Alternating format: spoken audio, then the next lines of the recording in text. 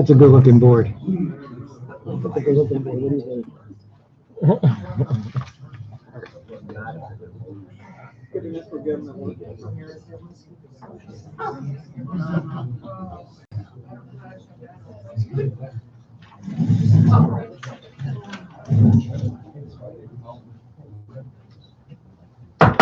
Good evening, it's 6:30 p.m. Wednesday, March 20th, 2024, and we are here at the clubhouse located at 4801 Lakeside Boulevard for the monthly Pine Ridge at Fort Myers Condo Association Board meeting. Before we begin tonight by reciting the Pledge of Allegiance, I would like to take a moment to honor the memory of Leon Ambrose, the daughter of longtime resident Terry Ambrose, who passed away this month. Okay. Sorry. I'd like to take a moment of silence to honor their memory.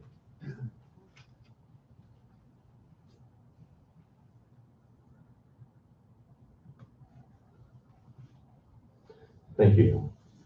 Now let's all stand together and recite the Pledge of Allegiance.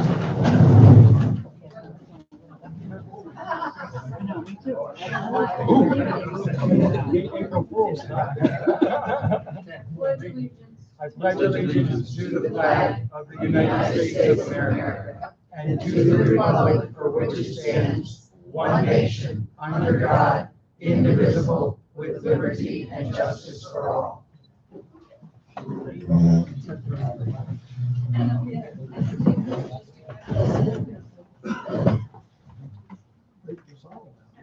Michelle, would you please call roll? Yes. Bob Tolles. Here. Tom Trino. Here. John Mal. Here. Geisler. Here. Bill England. Here. And Andy Levins. Here. And Michelle. We're all present. Eric, was the meeting properly noted? Yes. Yes, it was. Okay, next up, we have our open forum where we invite residents to come up to the microphone and address the board. Marty Hill?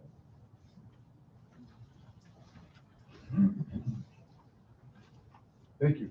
I just got a couple things I want to mention. First of all, can you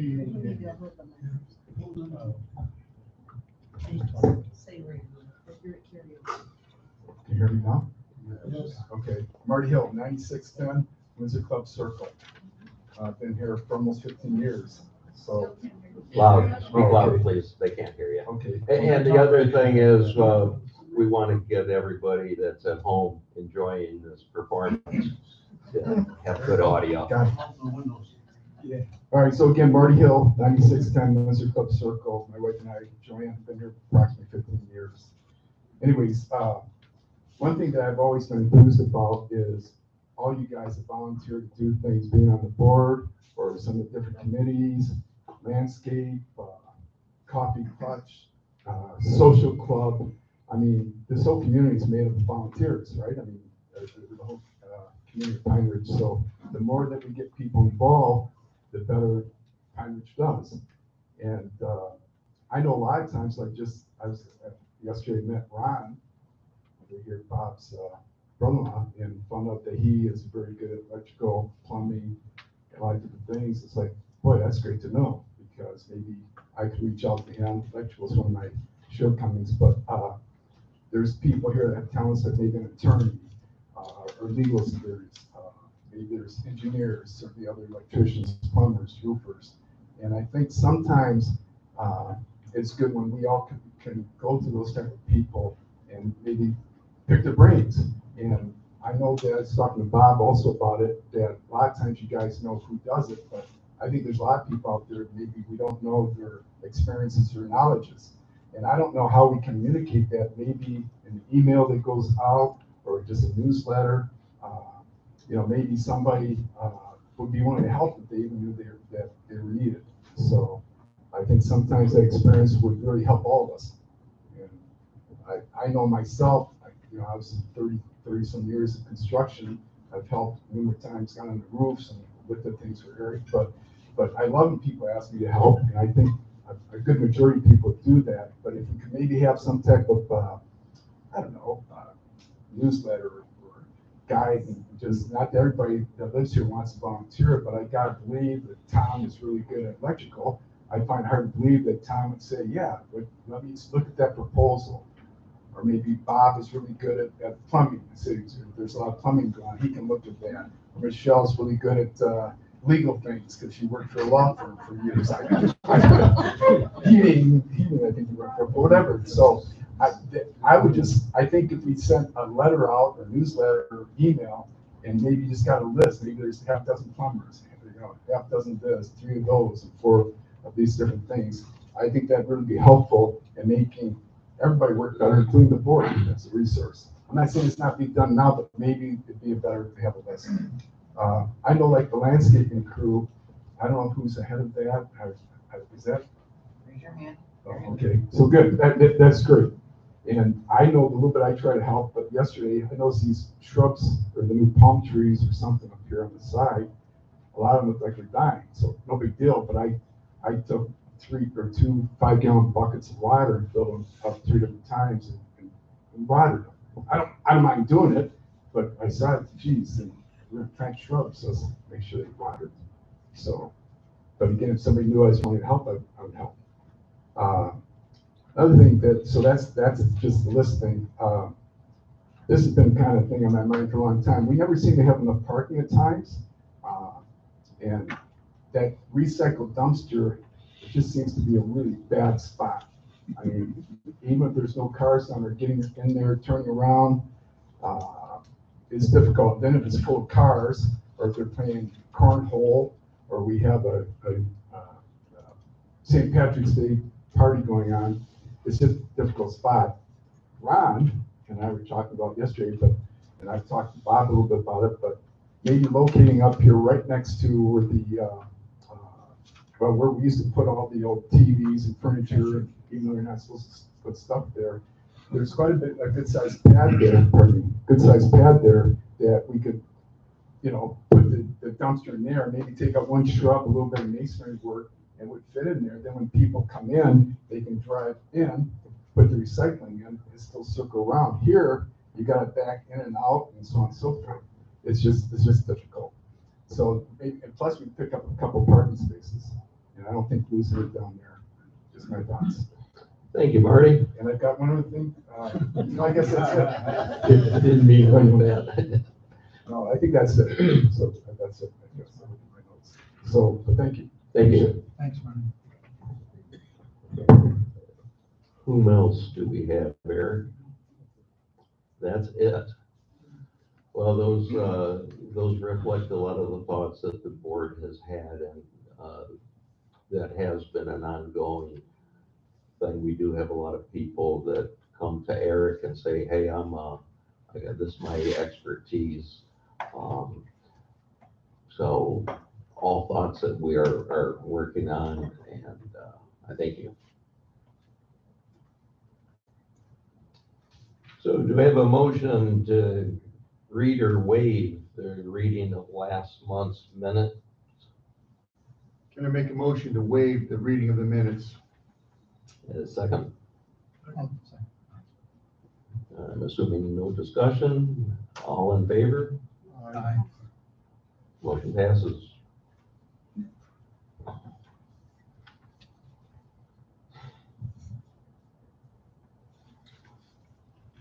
I want to thank you all for coming tonight. Such a nice night, lots of other things to do. So a special thanks to all volunteers and residents that either have volunteered or attended recent committee meetings. That's what our committee meetings are all about, and they work best when we have adequate support. The Pine Ridge Board of Directors serves several functions. However, there are 3 key areas of the community for which they're ultimately responsible. A well-formed board will be able to put personal preferences aside, understand their individual role as board members and fiduciaries, act with good faith, and make decisions based on what is best for the entire community. The main 3 things are maintain the Maintain the common areas, elements of the community, ensure compliance with governing documents, conduct the financial businesses of the association. Board members must always be careful to closely consider their governing documents to be sure of their scope of responsibility. The least popular function of the board is compliance enforcement that should not be considered punitive in nature, but rather aimed at promoting uniform, aesthetically pleasing communities, which in turn preserves the property values for all members. The financial management of the association is vital and sometimes difficult, at times consuming for board members. One of the most important duties of the board are those responsibilities. A current reserve study is one of those tools the board and the community relies on. The board treasurer, Bill England, communicates with our manager, Eric Gray, and communicates all important information to the board of directors. A well-formed board will be able to put personal preferences aside, understanding their individual roles as board members and the future is act with good faith and make decisions based on what is best for the entire community. Pine Ridge governing documents are the backbone of this community. Supporting and enforcing those documents is vital to the community's value. Recent studies on this matter prove that an HOA, well-run community, properties sell for 6 to 10% more than that without an association. And also a special thanks to past, present, and future board members for their contributions to Pine Ridge. So volunteering for Pine Ridge has a lot of duties, a lot of responsibilities, and that's why we always welcome everybody in this community to participate in whichever way they choose. We've been very busy around here lately, looking at quotes for refurbishing the tennis/pickleball court. Pavers, we're working with a couple vendors. We're getting some prices together, and we're going to do those repairs out there. We don't know what level that is, but we want to make it safe. I believe the fence contract is signed, ready to go, so we should have a start date on that fairly soon. Eric can let you know about the details on those. And we're in the earlier stages of determining what direction we're going to go with the trash containment areas. Eric, would you give us your manager's report?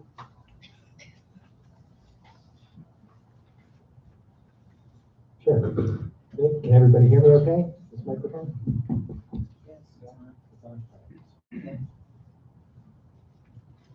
So I want to start tonight by congratulating the new social club officers and thanking the other slate of officers for running, because I think healthy competition and voting is important in the community, and I hope that everybody works together and has a great year, and I think we will.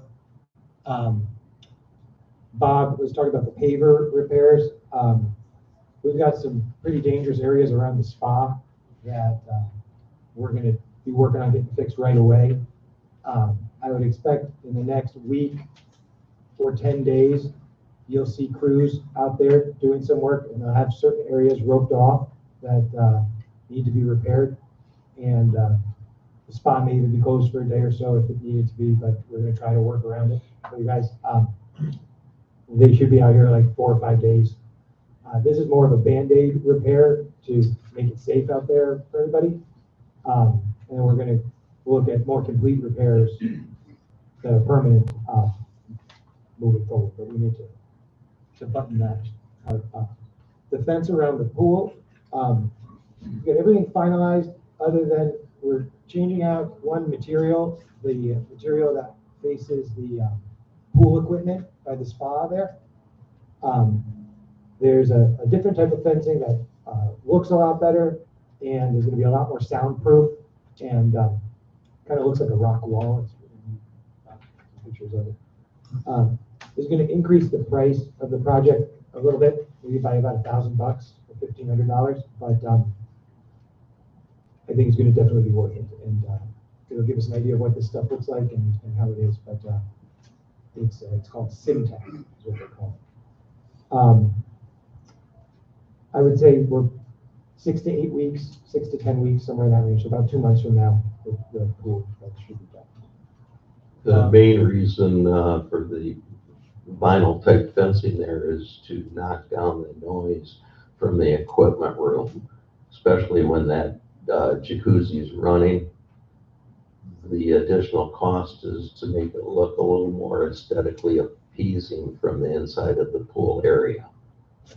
Yeah, we want to block the view. Number one, pool equipment's not the best looking, so blocking the view is good, and then if we can block it with a nice roof, that would be even better. So that's what we're working on. And I'm sorry, did you say you're starting or finishing in 2 months?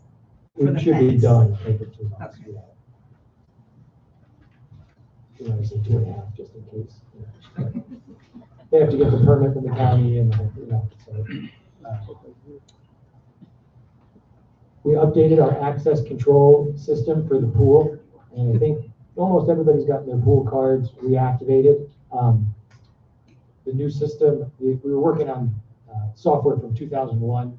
It was very antiquated and outdated, and now we're latest and greatest, and all of our data is up in the cloud, so if the computer crashes or disaster happens, we can recover it, and it's very good. So if you haven't had your pool pass reprogrammed, because they're not going to work anymore if you haven't, come down and see us during the day, and we'll reprogram for you. It takes about 30 seconds. It's no big deal, and it's good. It's also good to do this every couple of years. We did it a few years ago as a security measure.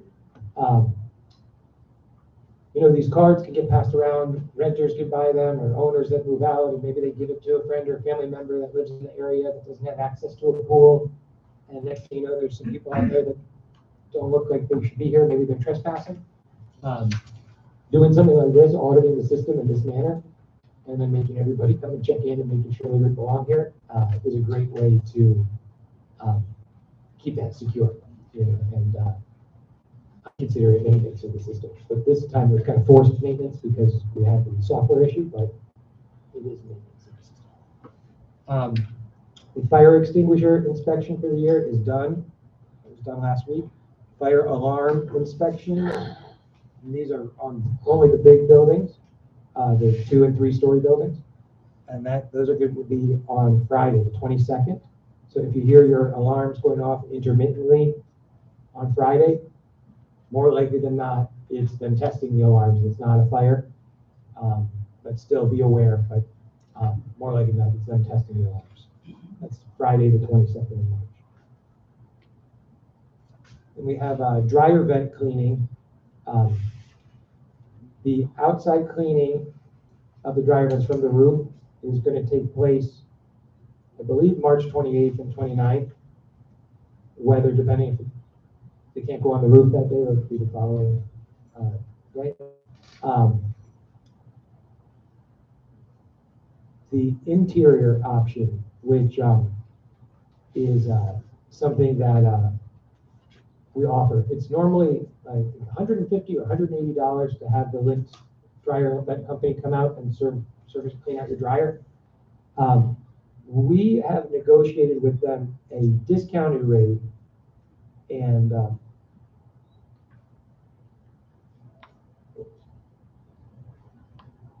Everybody's breathless. Go ahead. no, I'm trying to understand this. Hang on. Yeah, no. Well, what happens with the dryers is they're on shared vent stacks through the roof, And if these buildings were built today, everybody would probably have their own stack. It would be run parallel or out the wall. But since we're 1985 construction, that's what we have. So something that happens, we clean these vents every year. Something that happens like after about 11 months, when it gets close to the year mark, is people start to have their dryers sweating on the inside, when the people downstairs or upstairs are doing laundry, or heat coming out of the dryer. And I'm sure many of you have had this happen. There's we call it a dampener. It's basically like a flapper that connects on the back of your dryer, and it isolates it when it's not in use from the other dryers on your stack. So I asked them to include that with the interior option at a discounted rate. It says here it's $55, and that's an excellent deal if it's for the inside and the dampener. But I would want to verify that. It might be 35 plus 55, so we'll have to verify that.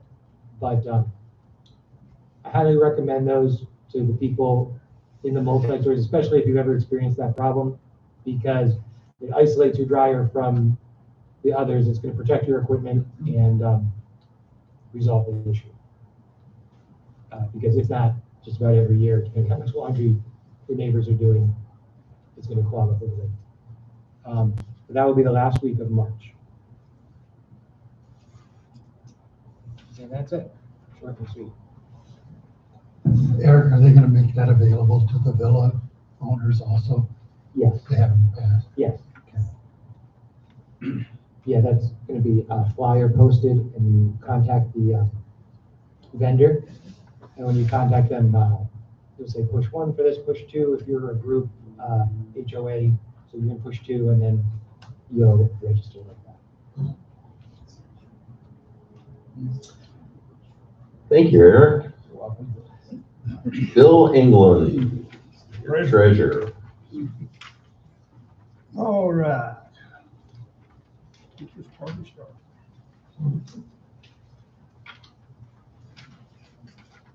First of all, I just want to say good evening to all the owners that's here this afternoon, and appreciate everybody coming out.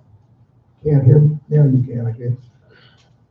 I can report to you tonight that the treasury remains stable, and I apologize for the way I sound because allergies has got me too, like it has everybody else. We have invested some significant funds in several CDs and are beginning to realize a nice return on investments, which will help offset the cost of some of our reserve items. Andy, Eric, and I have been working a lot, and I'll be right in a minute. I've been working a lot to try and figure out a way to get a good deal on the internet for everyone without causing a significant increase in assessments. We are working toward this goal. The goal is not to have any assessment, but you know how that always goes. We don't always have control of that. But we're looking to get you a better deal.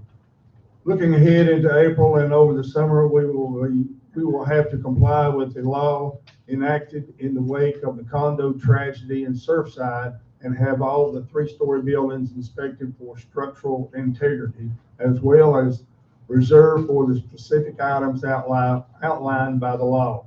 This is something Eric will be working on with myself during the first part of the summer. The balance sheet and income statement for January 2024 was on the table when you came in for you to review when you signed in tonight. If you have any questions or would like to review the financial statement in greater detail, please let Eric or myself know, and we would be happy to help you with that. Sorry for the way I talk. Makes it even worse when I'm from somewhere else. Thank you, Bill. And now we have Barb Jacks here, social committee report. She is not, but I will tell you something. Thank you. I'm the chairman for that group. So, and Eric kind of stole my thunder. I also wanted to just say thank you to everybody that came out to vote for the social club. Just knowing that we have 2 groups that actually were willing to do this, because it's not an easy job. That was really great to see everybody out.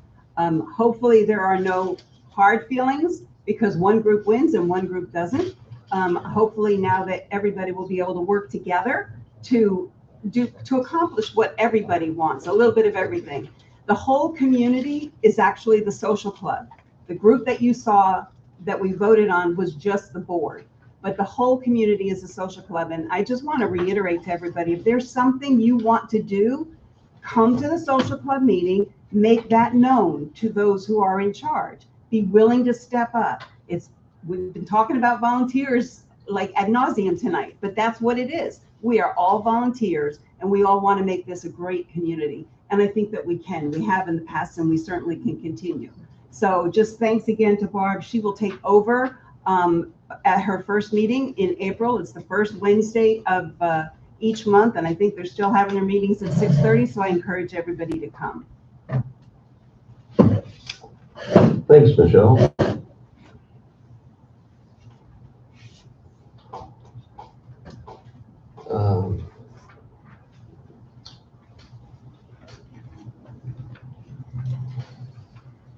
We discussed a few days ago of having plaques for the community games that we have that are organized with playoffs.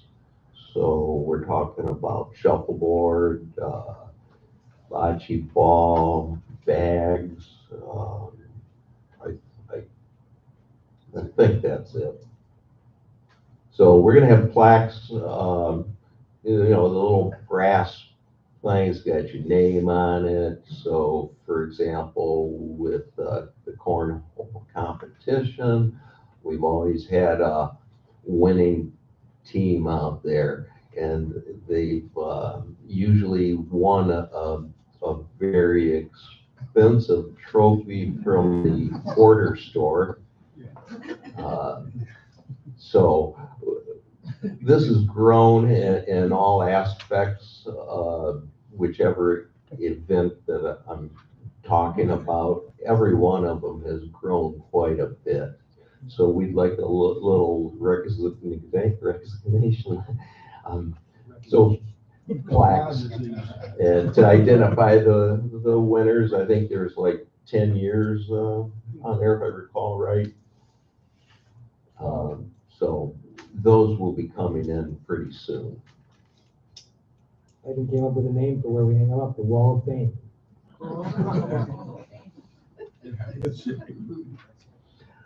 So, Bill, do you have a lakes report? Well, yes. We received our annual report this month. I was unable to attend, and Eric went out in my place to have lunch, which they serve once a year. And it happened to be on the day that my wife had surgery, so I didn't get to go. But Eric had my meal for me. He picked up the annual lake report, and I have a copy of that, and it's also on the website that you can go on and look at it. And we're looking good. He said one of our lake is one of his favorites. He's retiring this year, but he'll always remember our lake. Yeah, it is, we don't do a great amount of work to it because we hate to fool with how good it is doing, but we do what we have to do to make it as good as we can. We put in the fish, which helps.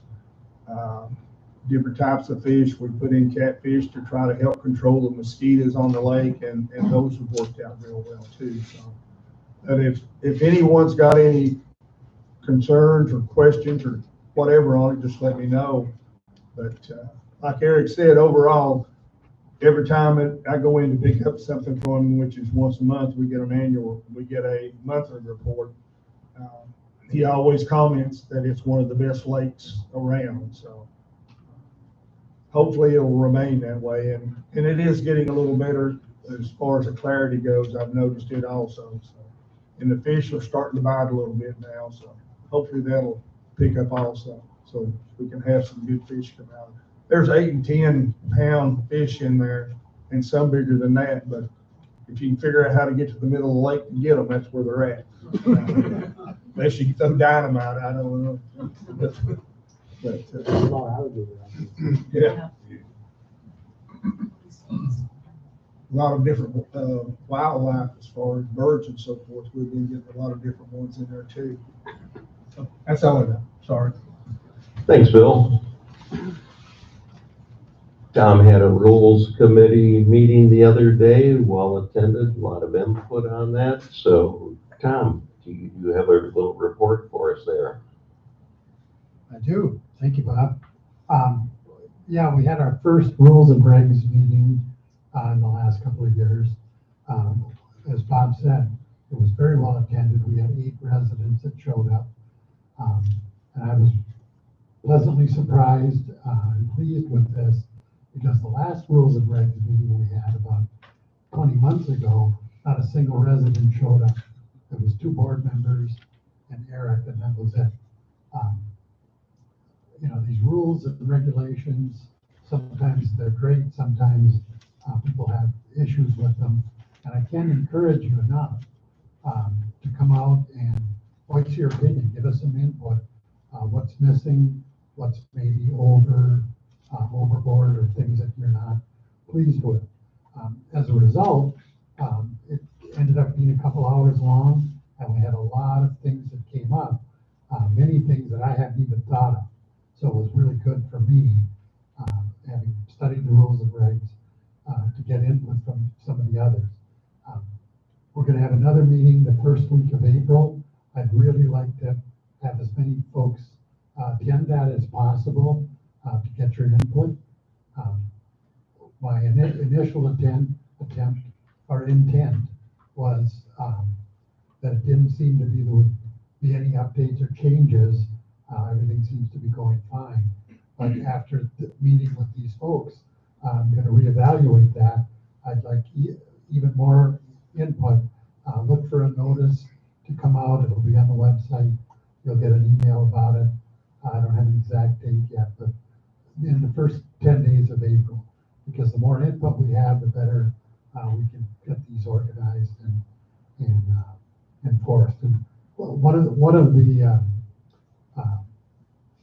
main comments, I think every single person brought it up, was enforcement of the rules. I heard a number of comments like all to the same meaning. Why do we have a rule if we're not going to enforce it? We don't need another rule if we're not going to enforce the ones we have. Kind of sounds like the federal government. I don't know why they keep passing laws. We don't enforce nearly any of the ones we already have. But we don't want to be doing that. So that's something we're going to take a real good look at and get input from everyone. So look for a notice on another rules meeting. It's always hard to select a time for that. It'll probably be mid-afternoon. And if for some reason you're not able to attend, shoot me an email or give me a call or a text, and we'll try to work around everybody's schedule. Thanks so much. Thanks, Tom.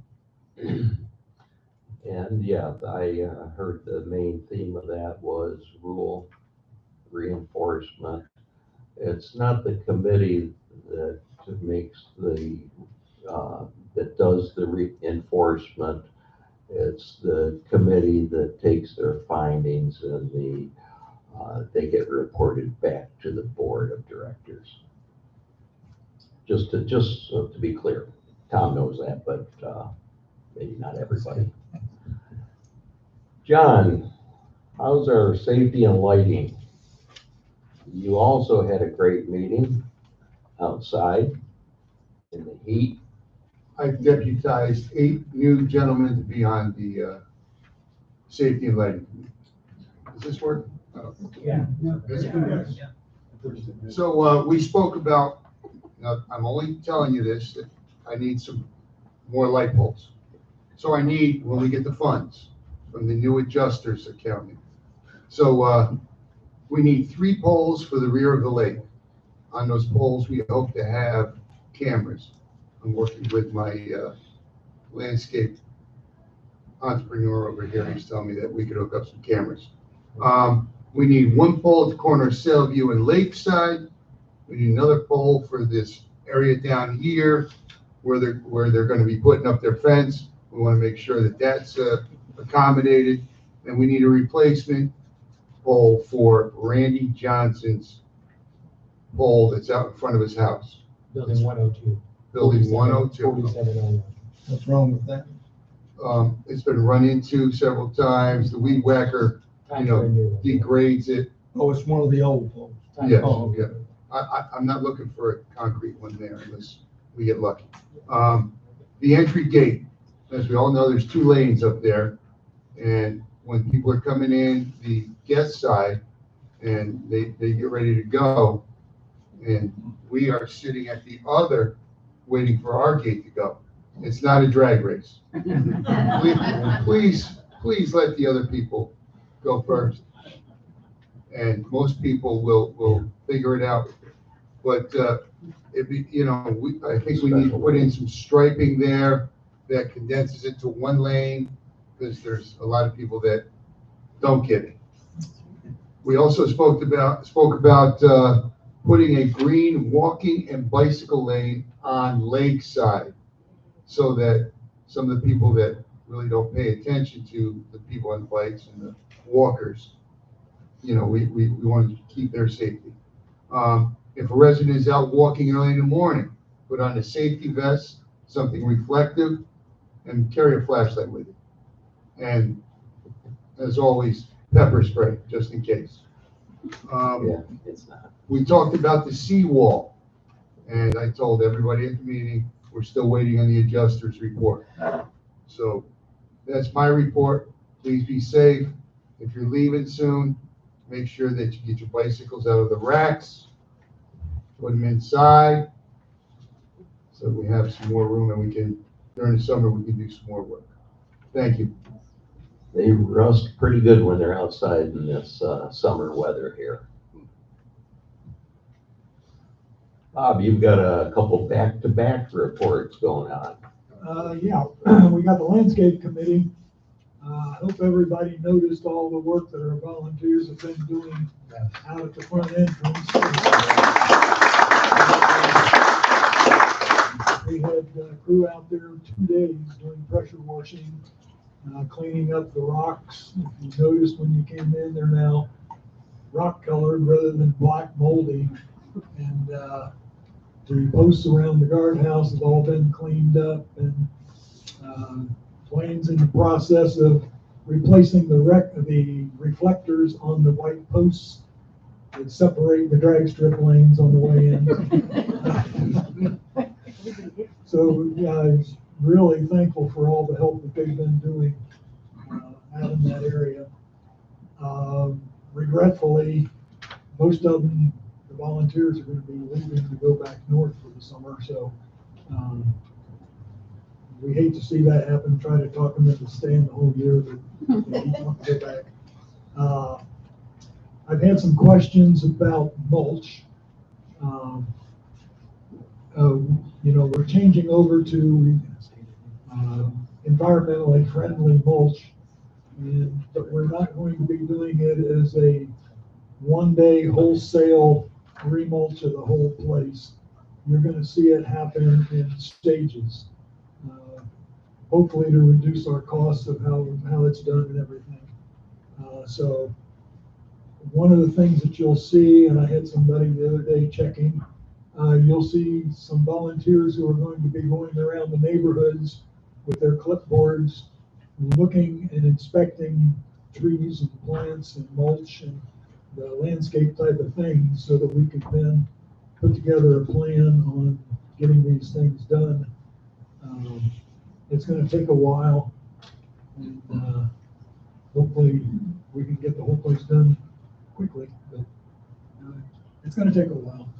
Eric has been getting us plants and mulch, and But we can mulch it as quickly or as slowly as we want. yeah, we could go out and spend the money and hire somebody to do it, which we may do some of that during the summer, until our volunteers get back and we can. Bob, we're only gonna lay mulch in the fall and the winter, because in the summer the rains wash it away. Yeah, so normally normally.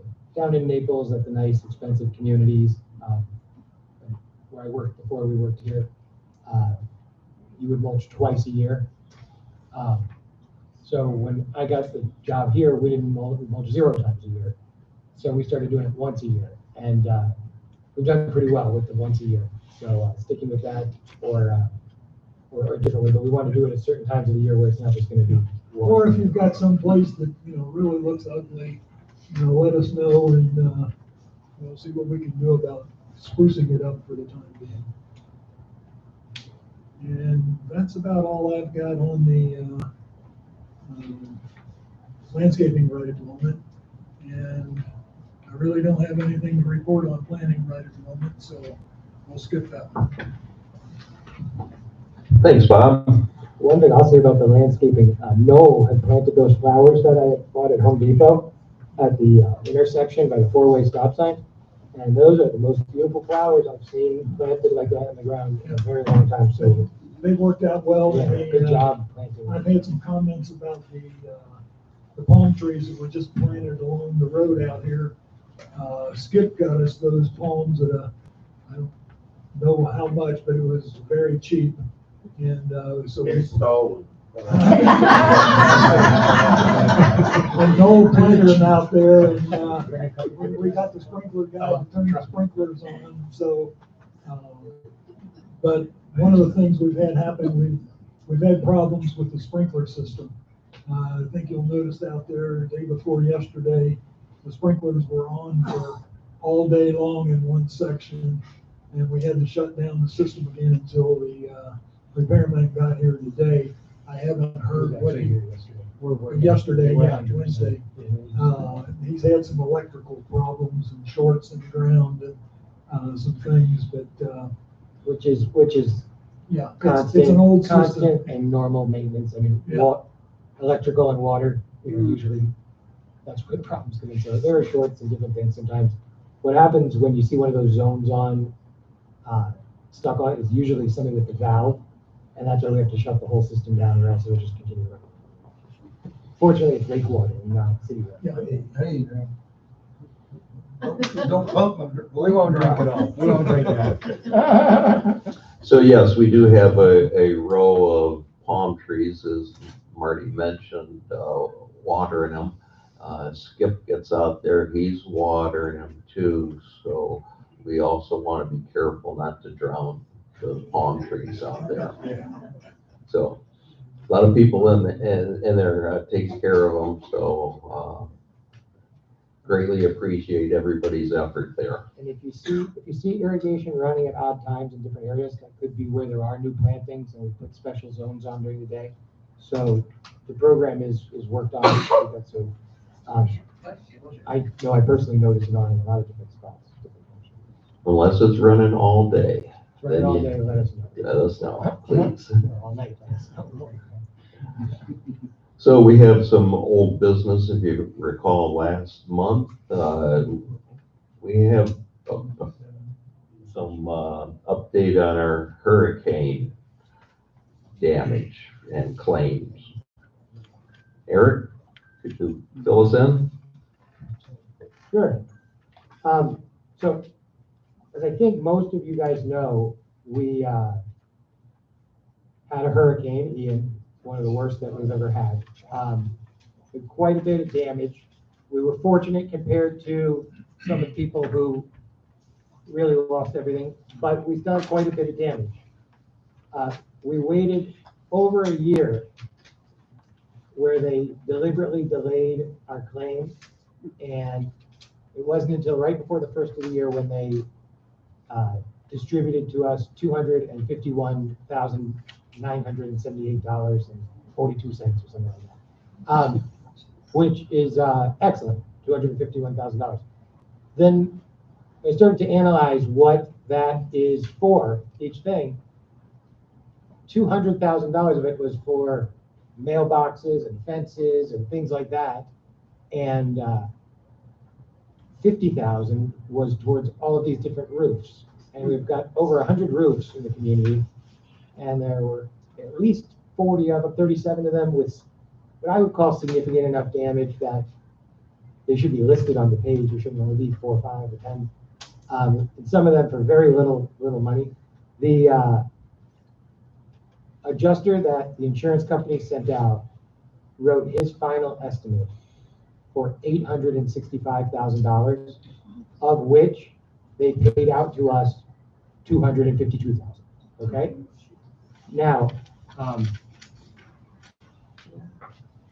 we hired Day Public Adjusting, and Blake. I spoke to him today again, and he sent me over where we stand. So I'm just going to read this off to you guys and kind of give you an idea of what we're talking about. Eric attaches an estimate of the buildings that we've inspected so far. This is purely a preliminary estimate. Our team of adjusters will go through this with a fine-tooth comb and look for any mistakes or additions that are needed. There are 5 remaining 1-story buildings to inspect. Then we will have all of the multi-story buildings still to inspect. Once all of the exterior inspections are complete, we'll be inspecting the interior, or the units that have interior damage. Fortunately, we didn't have too many of those, but we did have some. Currently, we are just in the inspection phase of the claim. We are hoping within the next week or 2 to have the full estimate finished and ready to submit to the insurance company. Once the estimate is submitted to the insurance company, we'll be working with the desk adjuster. That's the guy that I called in the middle of the night at times, finally getting to call us back. The desk adjuster, to see if they'd either like to re-inspect the property with us to review the damage, or if they'd like to have a consultant review our estimate. It would save us a significant amount of time moving forward if they go the consultant route, but based on the fact that it took 1 year and 3 months to get the initial payment, I'm not, we don't know. But I was happy to see that there is an option where they can accept the photos and the report that is submitted. Once it's been submitted, we'll be working with the desk adjuster, see if they want to re-inspect the property with them, or if they want to have one of their consultants review the estimate that they submits. It's going to be a long estimate. The estimate currently is 117 pages. And like I said, it doesn't include some of those extras. It's going to be a long estimate because of the amount of buildings. So I'm expecting the insurance company to need some time to review everything that we send. Once the insurance company reviews the estimate, we'll see how they'd like to proceed and go from there. The first step is finishing the inspections and the estimates. And we may set up a time. I've been having Wednesday roundtable town halls, and we may be adjusting the day a little bit with my schedule, but maybe at one of those or another time we'll have a town hall where Blake actually comes in and he can answer some questions that you guys might have regarding this once the inspections are fully complete. But to give you an idea, that the original estimate from Heritage, their third-party adjuster, was $865,000.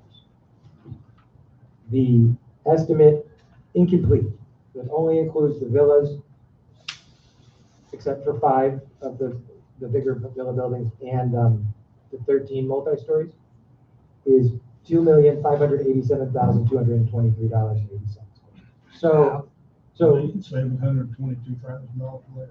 So now, that's not saying we're going to get $2.5 million or 3.5, whatever it ends up being, because it's going to be more than that. But it's a negotiation, and it's real money that we're talking about. And I've worked here for 12 years, and every single year I've watched a check for $300,000, $350,000, $400,000. Now we're up to $700,000 a year. We pay an insurance premium, and other than for 2 out of those 12 years, nothing has happened.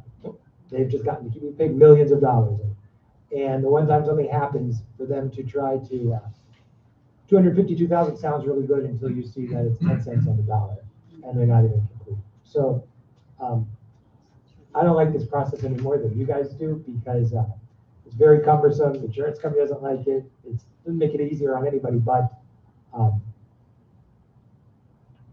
you guys, it's your money, and it should be here for you guys. And a lot of the concerns that we have, having that money would be able to help us address them. And so I hope that gives people a little better understanding.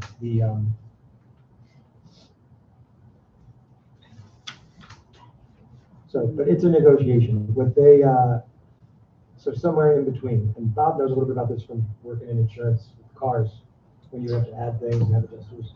Yes, anybody that's had a serious accident and your vehicle has been towed to the body shop and your insurance company is one of those that demands they write the first estimate on that vehicle, and then the body shop does their discovery, they look deeper into it, and those estimates will go 50 to 60% higher all the time.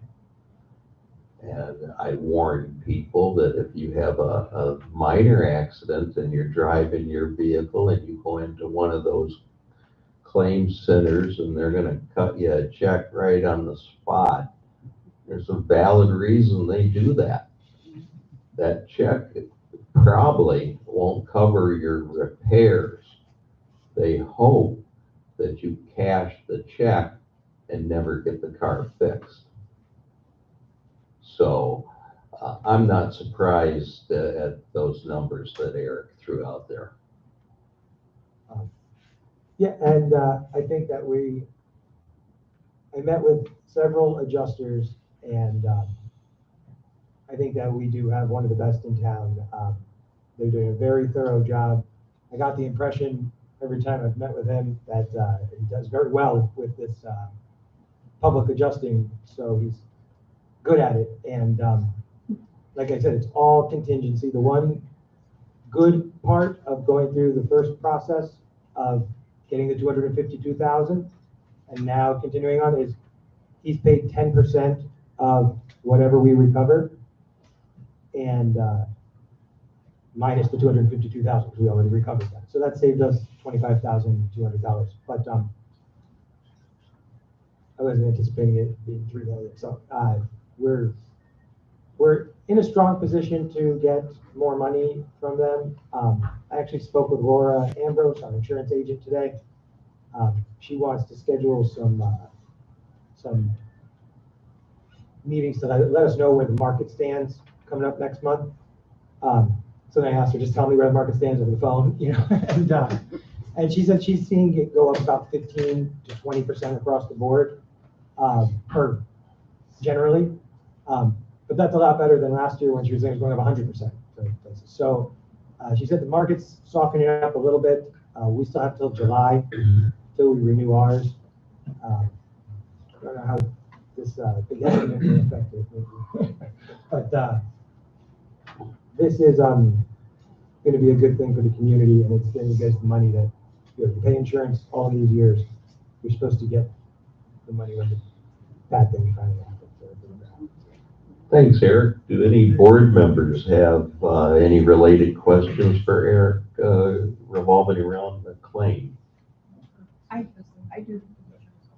I just wanted to know, are we holding off on making some repairs until all of this is done so that the adjusters can come in and actually look at things? Yeah, that's the tough part is I'm anxious, and I know everybody's anxious to have repairs done right away. And if you've got a roof where shingles were blown off, and fortunately we were able to get it patched up right away, but you're not feeling 100% about your roof because shingles were blown off and it's patched and it's not a brand new roof like we're finding out it should be, and they didn't want to give to us. However, if we're going to try to recover this money from the insurance, we have to give them the right to inspect or the option to inspect. So hopefully, that's another thing that I did like about this company that we hired. And this is, he used to work for Heritage, and he knows like their policies and procedures, things like that, so he can kind of work them a little bit. But yeah, we have to give them a right to inspect to verify what we're saying, even though we already let them inspect it once. And then there'll be a negotiation, and you know, they settle somewhere in the middle of this. You're looking at over $1 million. So that, and like I said, the inspection is not a complete estimate. So you know, I'll be very happy and proud if this goes through and I'm able to help the community recover this. And I hate to delay somebody from having their roof done or any of the work that we want to have done. If there is a roof leak, within a day or two, we'll have a roofer there to repair it. Fortunately, we haven't had too many, but we had much rain either. So, but it's holding up. Say if they have a 60-day right to inspection period, for those 60 days, we can't really work on those because we've got to have something to show them when they show up. So in a related situation, like I said, if you get that drive-in claim, you drive your car around for a little bit, then you decide you can't stand it anymore, you take it into the body shop, they fix it, you get the bill. The bill's twice as much as your check was for. You go back to your insurance company and say, hey, I got my car fixed, but it was twice as much. You will get nothing. They have nothing to look at. They didn't know what happened. They didn't know what was wrong with their estimate. There was no evidence. So unfortunately, in some situations, you do have to wait. And that's why in Florida, you see blue tarps on the roofs. They're in the same situation that we are. I mean, some communities with tile roofs, I know down by where I live, there's some communities with tile roofs that still from Hurricane Irma, we're waiting on roofs. And I drive by them every day and they still don't have tiles on. So I don't expect that to be our situation ever here. But, we have to give them that right to inspect. Hopefully they don't want it, but more likely than not, they've messed with us before. If they have 60 days, why wouldn't they show up on the 55th or 56th day? Also, we've been negotiating on our cable communications contract. Andy, Bill, and myself to a much lesser degree. We've had meetings, little sales presentations and such, but Bill and Andy have taken a deep dive into this, and between those dog and pony shows that we've had, and they've been very, very involved in looking, comparing details. So, Andy, could you give us a little update? Yes, we're currently in negotiations with 3 different providers of cable and internet technology. Can you hear me now? When I was living on the White Sands Missile Range, working for the military, we switched from the Army's cable to a contractor. It happened to be CenturyLink with fiber. And I worked with the group who designed and installed the fiber networks we were using on the base, and I'm familiar with the technology and how powerful it is and can be. Louder, Andy, sorry. You just need to speak into it directly. Yeah, you have to go right into it. There you go. Fine. Start over, okay. We are currently in negotiations with 3 different providers of cable and internet technology during my time with the military, and I was just saying that I was at the White Sands Missile Range working for them. I worked with a group who designed and installed the fiber networks we were using on the base, and I'm quite familiar with the technology and how powerful it is, and it can be. I've been, and Bill and I have been reviewing diligently the subtle differences with the proposals. Each company has some unique offerings that are different from each other, but overall, each is very similar in technology and proposals. The 3 companies are Comcast Xfinity, Bluestream Fiber, and Hotwire Communications. All 3 companies that we are in discussions with are offering fiber to the home.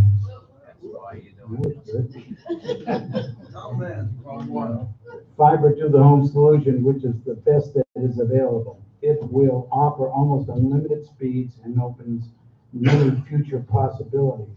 I will continue to research the companies and their track records.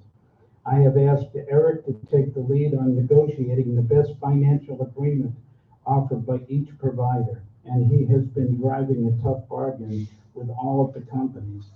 I've participated in conference calls with Eric and several of the providers, while he was letting them all know that we were in need, where we need to be, and I'm confident that he will bring us the best financial offers for each provider so that we can analyze them and the board can make a final decision.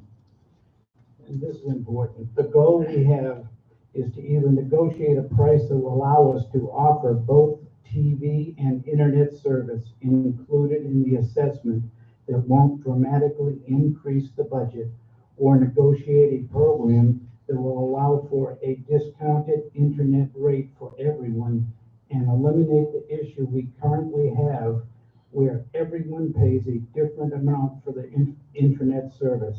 And I think we're making some real progress, and we'll keep you updated. Thank you, Andy. So we also have an update on our properties. Eric?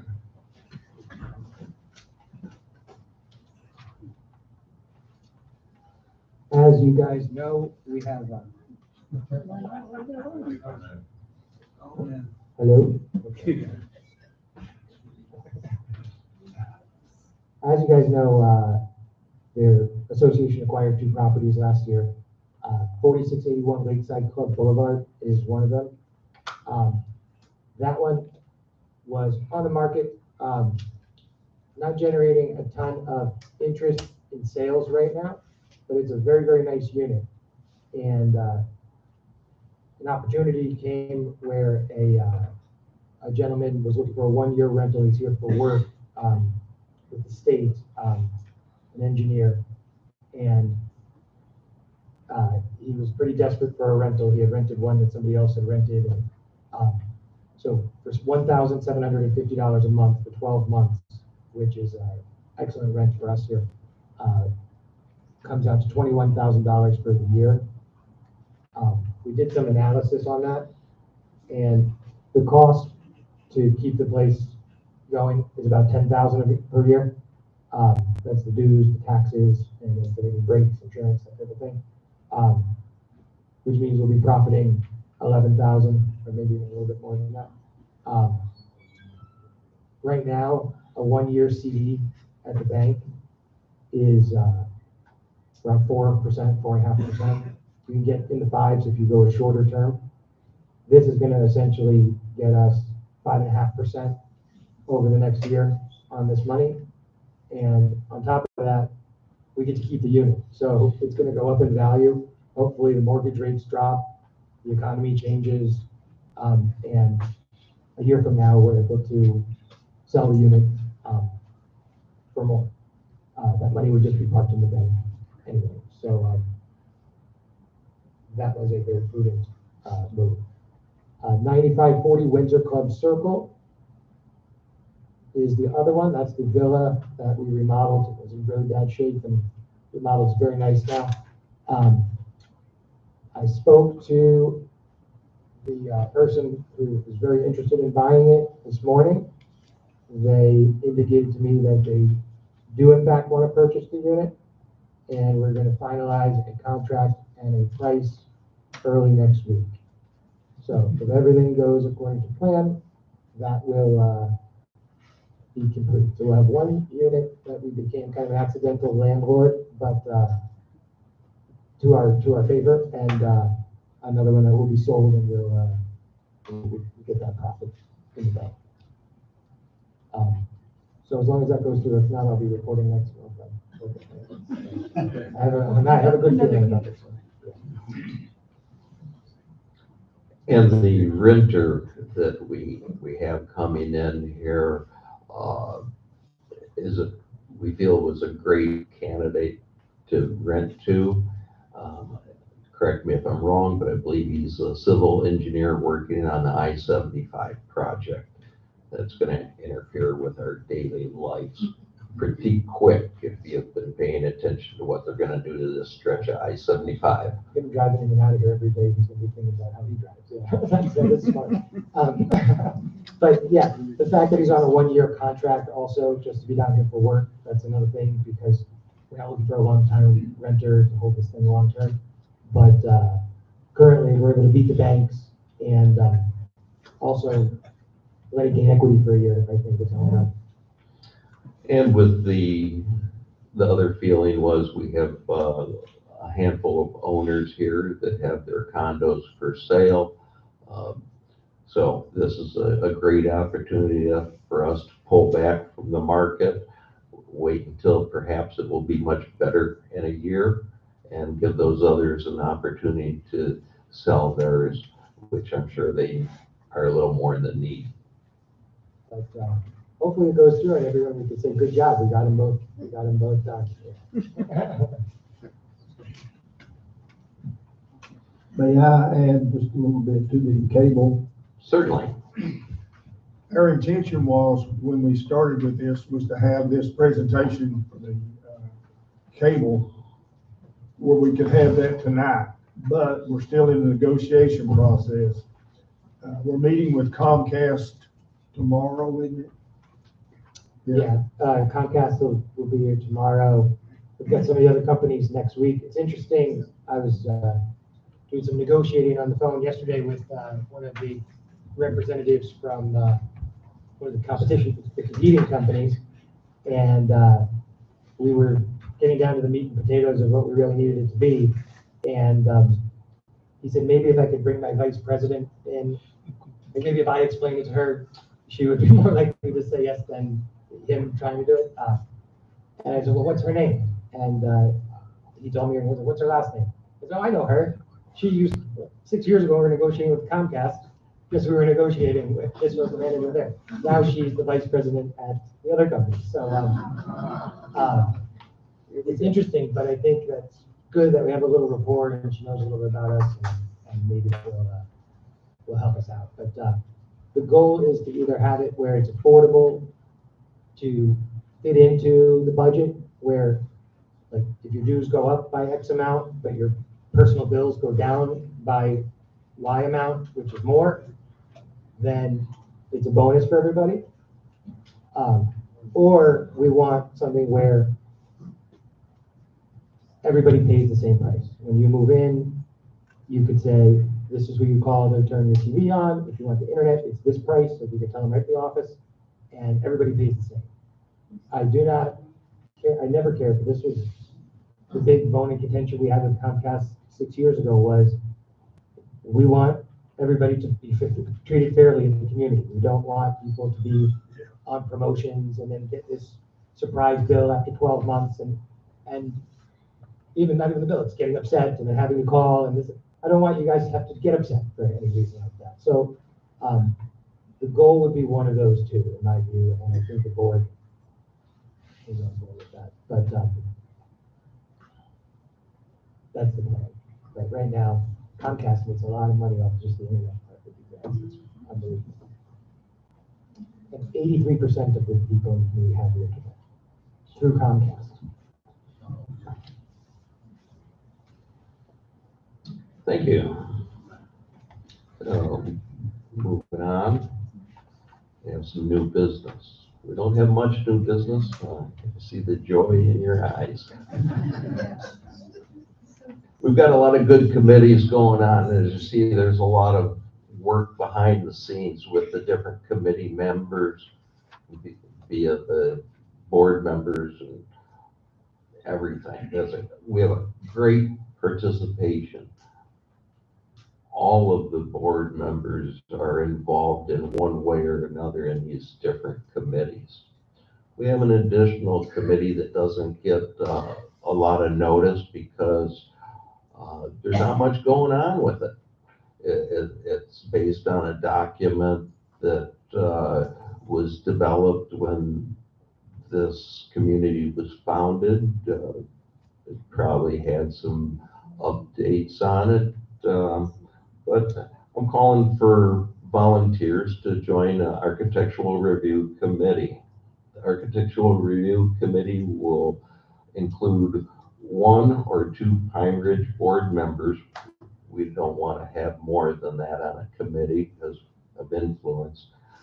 Currently, in the past, we've had myself and Tom, and Tom's going to remain on that.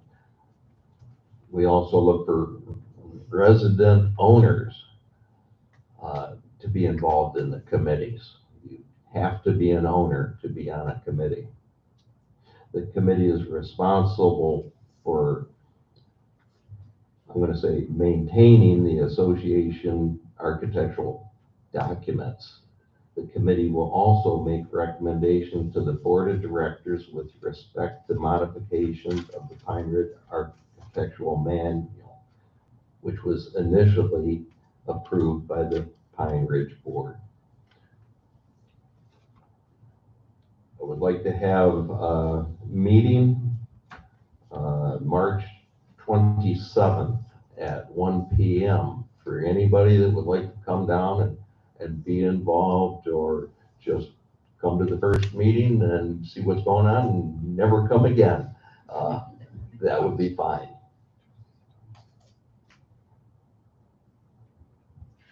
Tom just changed the date in my head. 26th, Tuesday, the 26th. Anybody here interested? Okay. You guys are sharp. One other thing that, before we start wrapping this up tonight, for too many meetings, I've been saying, hey, I'm getting window prices together for y'all. I can't even tell you how much work this was and how much time it involved. Yeah, a lot. A lot of brochures and stuff. You know, this started a while ago, but then I got a phone call from a resident over here in the first floor of a condo building that has 3 windows, 1 sliding door wall, and an entry door. Yeah, you're right. An entry door is not part of the windows, but let me get to that. So it gives me this estimate for renewal by Anderson. It's great. So when I look at this estimate, being from the collision world, I'm used to itemized estimates. First off, you rarely see those in the construction world. So they come in, they measure the windows. Hey, you got 3 windows, you got this sliding door wall, and you got an entry door. They probably didn't say that, but I'm saying that because they gave them a price of $48,000.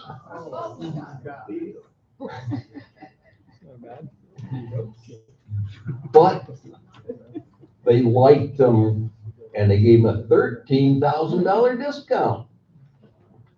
So I'm assuming for that price, it included the entry door too. And all new furniture. Then I got another estimate. This one does not have the 3-window condo, but it's got a 2-bedroom, a 3-bedroom corner condo with 3 different prices depending on the level of window. So, for example, 22,800, 26,000, and 33,000. And then we've got a company that advertises a lot, and they hit the window with the baseball bat, and the outside of the window doesn't break because the hurricane glass is actually on the outside. And I got a nice estimate. It's got a lot of stuff on it. So this example would be your 2000 era villa, which I'm going to refer to as a phase 2 villa, 3-bedroom, replacing all the glass. That's all the windows and the sliding doors. It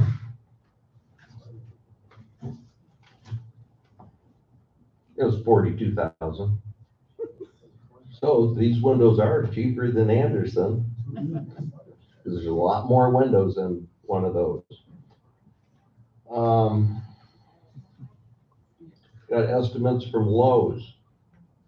Good place to go. They'll probably give you a military discount. Their prices aren't bad, but I need clarification on them because the estimate is inside condo, $11,447. Corner condo, $14,647. The difference is one of them is a two-window condo and the other is a three-window condo. Both have sliding glass doors. No itemized thing. I got that information after I called them back and said, hey, what am I getting? That's a decent price. Home Depot, You know, it seems to me, these windows, it's just interesting. There's certain things, like a car, there's a book value on, and you can look up what's the blue book value of the car. A house, you can look at the comparables. There's certain things that you really can't compare. And windows, it seems like it's one of them, that they can just throw a number out there and it's a number. There's certain certain industries that are like that. Furniture is like that, jewelry. so if you know what you're asking for and you look at specifications, which is vital on any contractor's estimate, as Marty knows. Home Depot came in with good prices too. I've got 12 estimates from Home Depot on different variations because this person actually listened to me. For example, phase one villas, you may have white windows on the outside or bronze windows on the outside. Some individuals that live in here have replaced their bronze window and paid for the upcharge to have white windows on the inside. Home Depot gave me prices on those variations. Their prices are good. So for a quick comparison, 11 windows with 2 sliders, that would be a phase 1 3-bedroom condo. And that includes the 2 sliders, which some units do have the slider off the bedroom. That was $25,500. The yes, these are all impact windows, and depending on the supplier, they were vinyl or aluminum. Some gave me prices on both of them. So I have a lot of information here that $48,000 estimate on a condo is down to 15 on one of these examples. So my point to this is I'm ready to get the community a little more involved. I will come down tomorrow morning to the breakfast. Anybody wants to get some additional information on this, that would be great. I also have these 3, maybe 4 vendors, depending on how the numbers look. They're gonna come to the community and they're gonna come to the clubhouse and put on a presentation for all of the owners that would like to get prices on their units. There could be a little variations in these depending on what you want. If you want the Cadillac of windows, you're gonna want New South windows. If you want reasonably priced windows, you're probably gonna go with Lowe's, Home Depot, or this other company, Custom Exteriors. I put prices together for 3 vendors at this point that are all fairly close to one another. Home Depot is going to offer you a lot more choices, but in those choices, we need to see what type of window and quality that choice brings you. So tomorrow morning at the breakfast, I will come down and meet with anybody that would like to inquire about windows. And then we're gonna get a date together for these different vendors to come in. And because of the amount of residents that are gonna be getting ready to leave, I would like to make this happen pretty quick. So I'll get a little more information, feedback from the community, and we will get these vendors in as early as next week. That's all I got on the windows. And the reason I did this is when I look at architectural review and I looked at the difference in prices, that's what I was seeing. Windows for $38,000, and then the next guy gets the deal for 15. So do not want residents here being taken advantage of. Thank you. Can I make a motion to adjourn the meeting? Absolutely not. We've got a glaring issue that we haven't addressed, and I was promised that we'd have a vote on. This resident who has installed windows was approved by the architectural review committee, and now we're telling them they have to remove their windows. And we were promised a vote on that at this meeting, were we not? Board We members? did speak to the attorney. Yes. So let's talk about this. What is going on?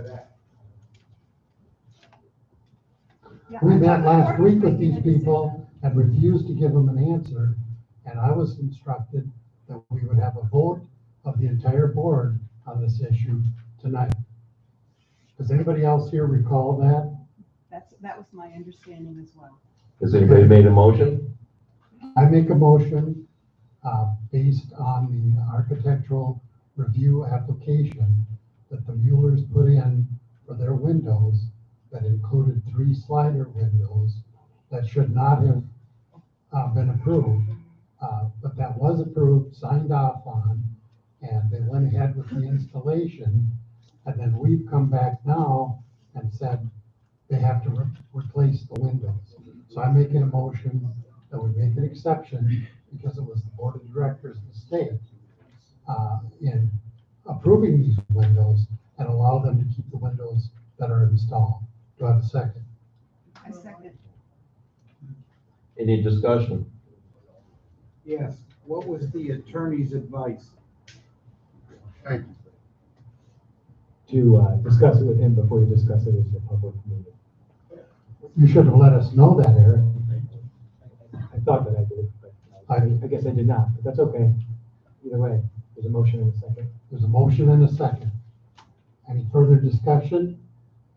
I'd like to table this until we speak to the attorney again. It's not And- necessary. We signed a written contract, John. No, Oh, no, yeah, yes, there is. no, we did not sign any There's no contract. written contract, and we. Wait a minute, I've got it right here. You signed it and Eric initialed it. It's not a contract. Of course it is. What I would say, It's our contract. guys, what I would say is there's a motion and a second.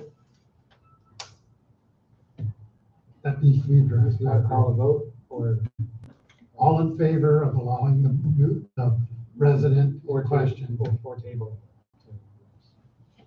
I make it a I made a Are we motion. going to? We're gonna allow them to continue. Leave the windows. Discussion. Yeah, aren't we gonna discuss this? That's what I asked. Yeah, I would have a comment. I would like to make just some discussion. You keep shaking your head, John. Am I not supposed to? Pending litigation, you're not supposed to discuss anything. I don't have to mention a name. I can discuss. Well, it was already what my mentioned, interest it is. was mentioned because you guys gotta understand, when you speak to an attorney and they tell you not to talk about it, that's it. Let everybody, I was not aware we spoke to Well, the let attorney, everybody, John. Nobody told me. let everybody say it. Were you aware, Bob? There's a Andy, motion. were you aware we talked to the attorney? I believe that Eric had talked to the attorney. I'd like to know what the attorney said. Did you know he had talked to the attorney? And I'm talking to Andy. Oh. Yeah, I was I told. believe that they had call talked to an the attorney. Bill, were you aware we had spoken to an attorney? Yeah, in the beginning. And I understand, Since last Friday, a week ago Friday? not since last Friday. Michelle, were you aware of that? Okay. Okay, are we prepared to vote on this? All in favor of allowing? The, There's a motion. no, we're not ready, because we're not done discussing it. Okay, further discussion, please. initially, the attorney said to, hold off until all the information was given to him and was discussed with him, and that he would make he would make a recommendation back to the board. I don't think that, that has been done completely at this point. I would like to just make a comment.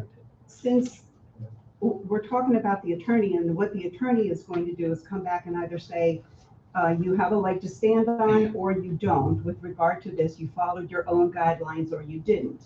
The only thing I would like to say, and I'm really disappointed and conflicted in this whole thing, after having looked at the material myself, and I'm just a novice at this, I feel like the way the document was initially handed in and what it said was the windows would be replaced like for like. Okay, that was one part of it. Then it was approved with the documentation that said must be the same style and color, etc. So, but it was still approved, and if all the documentation was attached that I saw attached to it, it was approved incorrectly. Then the vendor was apparently kind of called on the carpet because he knew what it should have been. So my personal feeling is there's so much screw up in this whole thing. I don't know who you hold responsible, to be honest. And I personally feel like we should just leave the windows the way that they are, and that's my personal opinion on it. And that's what makes being on the board so much fun. That's right. And like I said earlier, the rule enforcement is sometimes a sticky situation.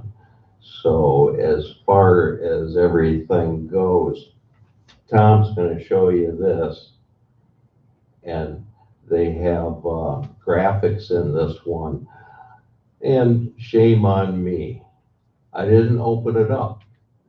I had a face-to-face conversation with the owner where he said he was putting in the proper windows, and I signed the document. The morning they were being put in, I heard right away, because we have people walking down the street, hey, they're putting the wrong windows in. I went across the street because based on my conversation, I thought, well, maybe the contractor made a mistake and ordered the wrong windows. Told them that, I said, hey, you got the wrong windows. I went home. 5 minutes later, the company called me up, asked what the deal was. I said, hey, we got architectural guidelines. These aren't the proper windows. Guy says, hey, we got the okay to put them in. We supplied documentation on our windows. I said, we look at our documents, we went by our document. This situation has happened before in the community, but they didn't have graphics along with it. So we're not looking to punish anybody. The owner of the company said, I'm gonna look into this and find out what happened. He called me back 10 minutes later, said, we filled out the paperwork. We made the mistake. We will correct the windows at no charge to the resident. We will put the windows in that we have on site. Can't leave the house open. I agreed with them. Then I went about my day. I would agree that the owner probably got caught up in the middle of this, since apparently they did not personally fill out the paperwork, but the vendor did, and the vendor accepted responsibility. Now, here we are with the owner sending a letter saying that the company messed up, but they would like to keep their windows.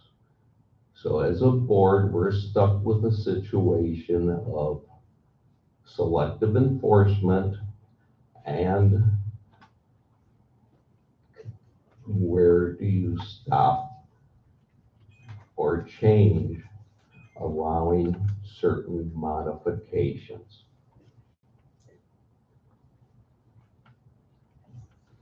So I'll accept responsibility on signing the document, which I was led to believe was gonna be replaced with white single hung windows. What do you got a lawyer? Yeah, I don't know why we're even bothering with the lawyer. They drew us a picture.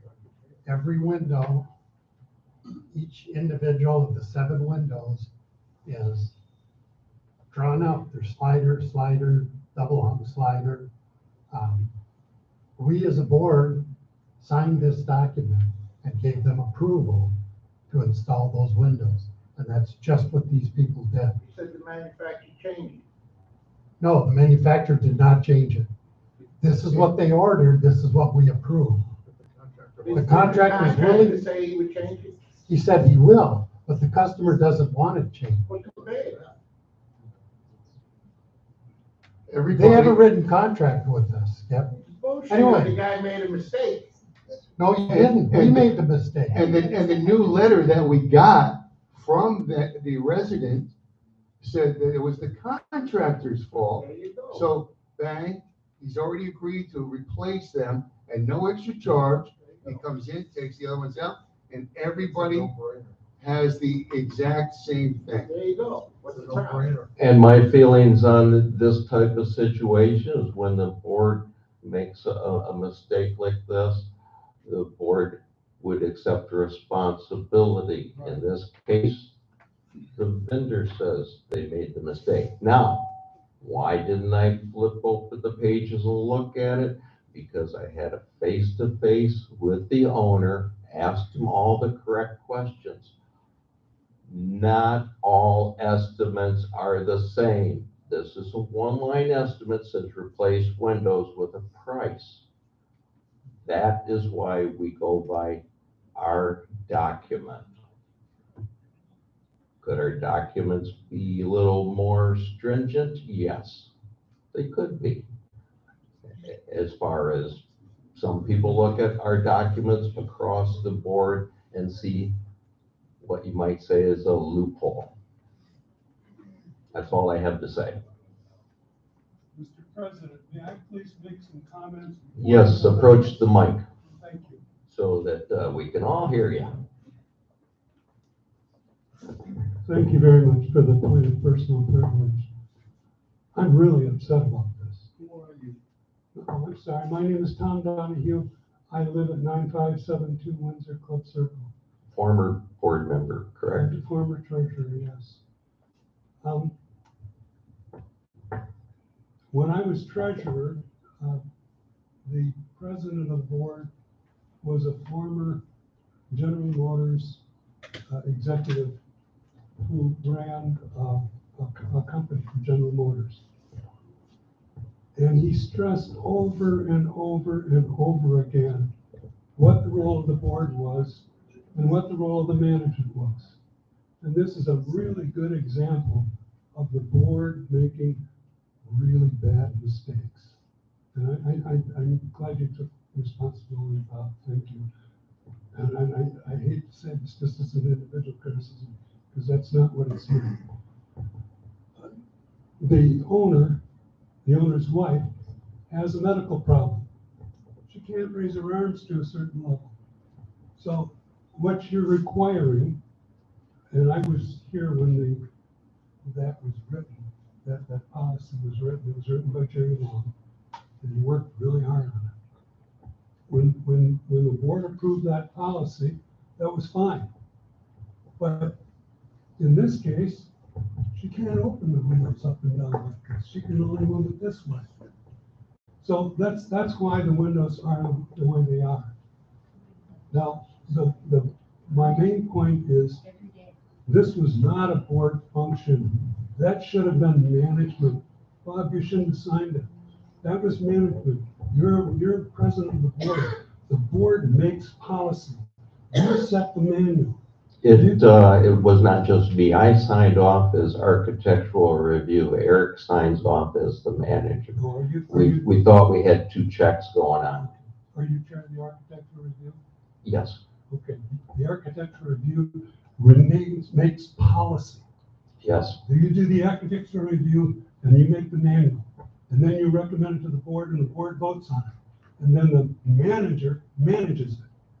He should have signed on it, not any board member. That's not the board's function. And that's what got you in such a mess that you're in right now. The manager should have been doing that, not board member, not any board member. The board member has no power by themselves.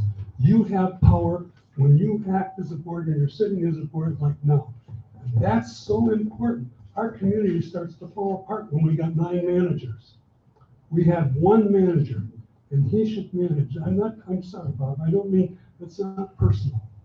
But the board, this board has just, not just this board, over the last 5 years or so, last 7 years, it started to deteriorate, and the manager ends up doing a really good job. The board members are all really working really hard to try to do your best, but instead of making policy, they're getting involved in management. And management is not your job. Your job is to sit as a board, and as individuals, you've got no power, no authority, nothing that you're allowed to do. You make only policy, and the manager manages it. This would not be a problem. And now the residents, they're $35,000 to replace the windows, and they went back home, and they're really upset. And they can't be here now, so I am. I mean, they got caught because the board got involved with management. And if you let the manager do it, it would be better. What is the attorney going to say?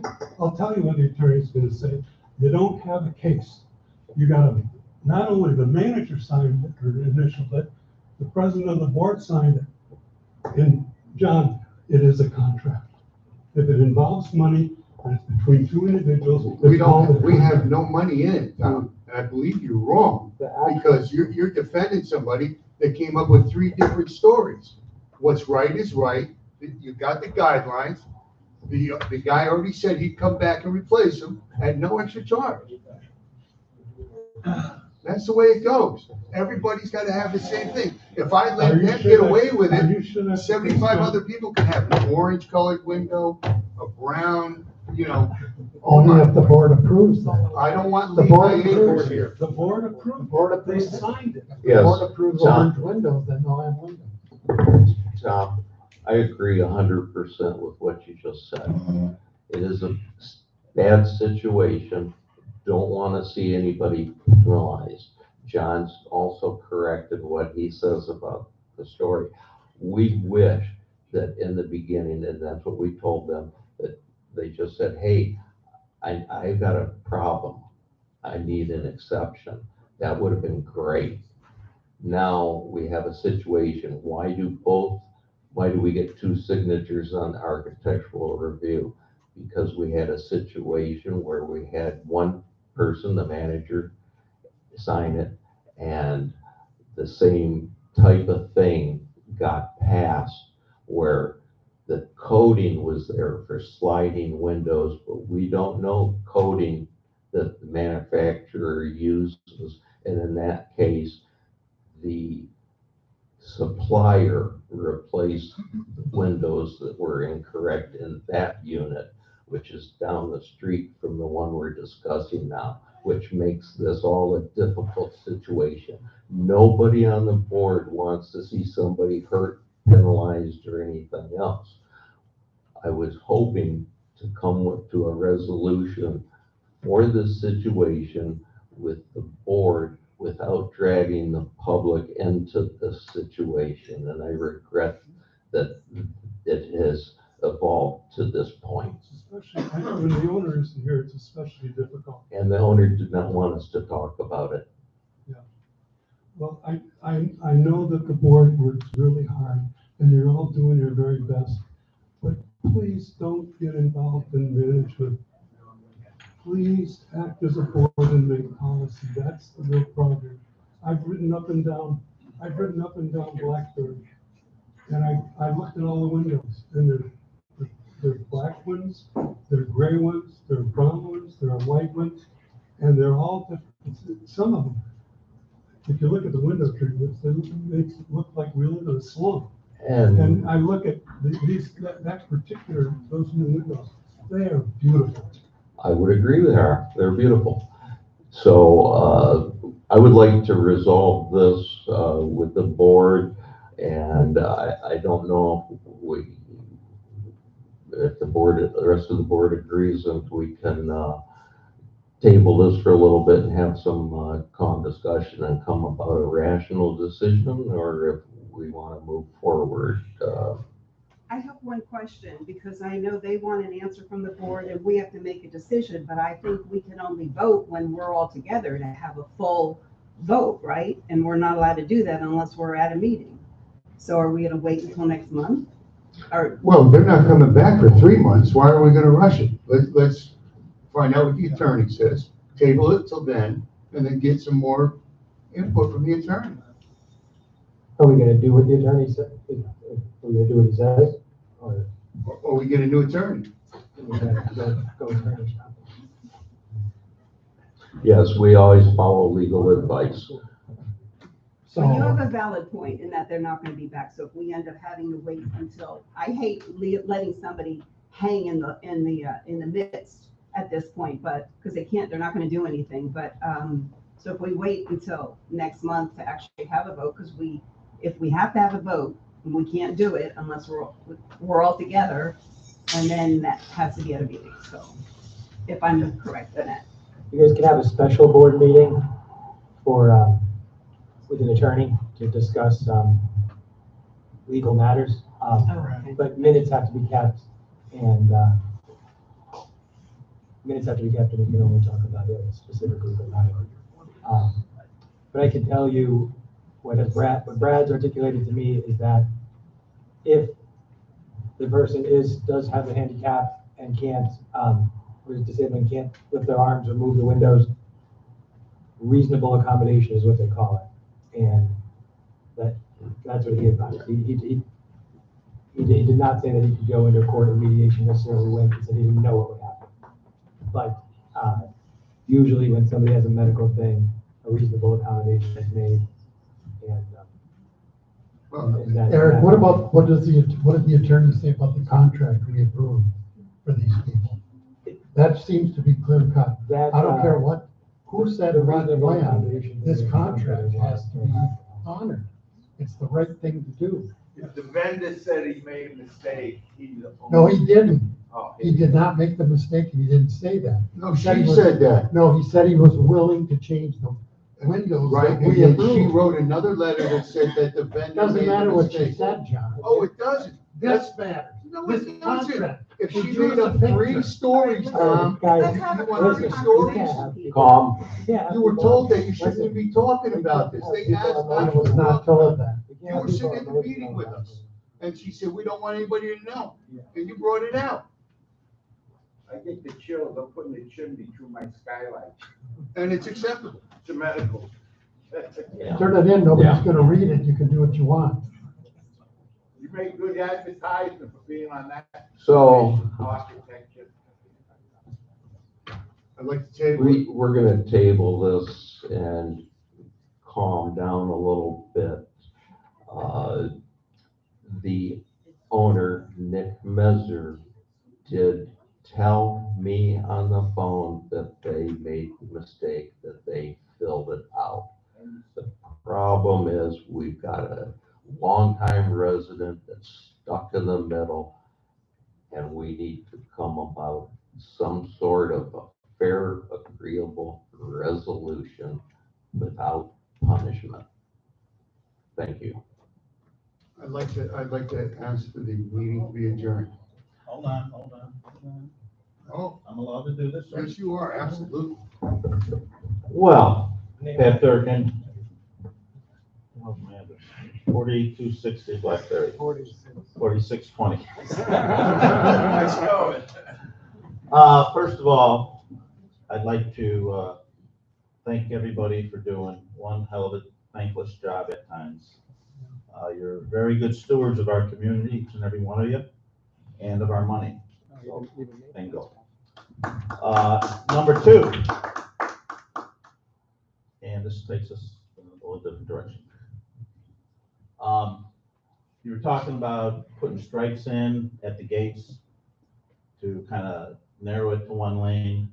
I think you should think about that, because all that's gonna do is there's gonna be a shorter race between two cars. There'll be a funnel them in here. So if you're at the gate, guy takes off, let him go. Yes. Let him go. All right, that's all. That's all I got to say. Good job, guys. No road rage at the gate. Jack, you're burning up the end of the day. Okay, sorry. You were mentioning something about the supplier or something that maybe made a mistake or whatever. Yes, microphone. Okay. And what I'm saying is, so if you're gonna wait a month and you're gonna go ahead and make new windows for this, then he's gonna get stuck with those windows. Well, I'm not stuck with anything. I believe the owner measured of the same day they admitted to making a mistake and had the windows built. So, it is what it is. All right. No offense at all taken, Tom. I appreciate your comment. Yeah, I'm sorry, Bob. You That don't, wasn't personal. didn't take it that way. I really appreciate everything for you guys. You guys are doing a great job, and I know you're all working hard. And it's so important to keep the roles separate between the road, the board making policy, and the manager managing. Yes, we have a great CAM manager, experienced, and we rely on him 100%. So do I have a motion to adjourn this meeting? I'd make a motion to adjourn the meeting. I will second the motion. All in favor? Aye. I have a couple more topics, actually.